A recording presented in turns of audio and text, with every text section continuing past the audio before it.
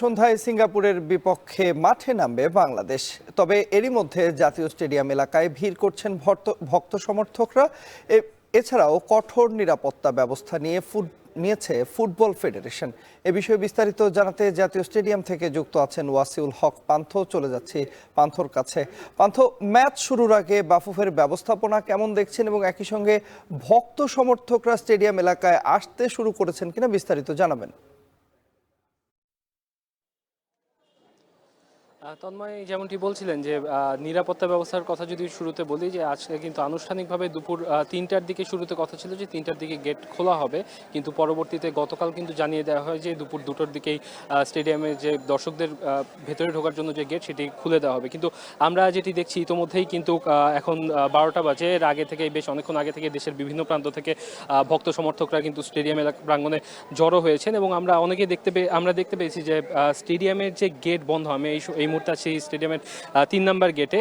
সেখানে কিন্তু গেট বন্ধ হওয়ার যে বিষয়টি সেটা আমরা দেখতে পাইনি। এখানে সকল প্রস্তুতি নিশ্চিত করা হয়েছে। আমরা দেখেছি যে স্ক্যানিং মেশিন নিয়ে যেখানে ভলেন্টিয়াররা দাঁড়াবেন, সেগুলো সব প্রস্তুত হলো। গেট কিন্তু এখনও খোলাই রয়েছে এবং অনেক সাধারণ দর্শক ইতোমধ্যে যারা খেলা দেখতে এসেছেন তারা কিন্তু ইতোমধ্যে স্টেডিয়াম প্রাঙ্গণে পৌঁছে গেছেন। তারা গ্যালারিতে প্রবেশ করতে পারছেন না, কারণ গ্যালারির গেট এখনও খোলা হয়নি। কিন্তু এবং আমরা দেখেছি দেশের বিভিন্ন প্রান্ত থেকে কিন্তু ভক্ত সমর্থকরা ইতোমধ্যেই স্টেডিয়ামে এসে জড়ো হয়েছেন। এছাড়াও নিরাপত্তার ব্যবস্থা যদি বলি, গত ম্যাচে কিন্তু শুরুর দিকে খেলা শুরু হওয়ার পর পর্যন্ত নিরাপত্তা ব্যবস্থা খুব ভালোভাবে তারা ব্যবস্থাপনা করতে পারলেও পরবর্তীতে কিন্তু উৎসুক দর্শকরা অনেকেই গেট ভেঙে ভেতরে ঢুকে যায়। এই কারণে কিন্তু আজকে যে নিরাপত্তা ব্যবস্থা সেটি গত ম্যাচের চেয়ে আরও বেশি করা হয়েছে এবং আমরা আজকে দেখতে পেয়েছি যে অতিরিক্ত মাঠের ভেতরে কিন্তু সোয়াত কর্মীরা যারা কিনা বাংলাদেশ পুলিশের বিশেষায়িত ইউনিট, তারা কিন্তু আজকের ম্যাচে মাঠে দায়িত্বে থাকবেন। এছাড়াও অতিরিক্ত ১২০ জন আনসার সদস্যকেও কিন্তু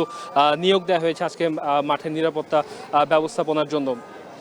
দর্শকের যে তুমুল আগ্রহ এই ম্যাচকে ঘিরে, এটা আমরা দেখতে পেয়েছি যে ইতোমধ্যেই দেশের বিভিন্ন প্রান্ত থেকে কিন্তু দর্শক সমর্থকরা হাজির হয়েছেন এবং আমরা একটি দল দেখতে পেয়েছি যে তারা কিন্তু হামজা চৌধুরীর গ্রাম থেকে এসেছেন, তার এলাকা থেকে এসেছেন, আজকে ভোরবেলা এসে পৌঁছেছেন শুধুমাত্র হামজার খেলা দেখার জন্য।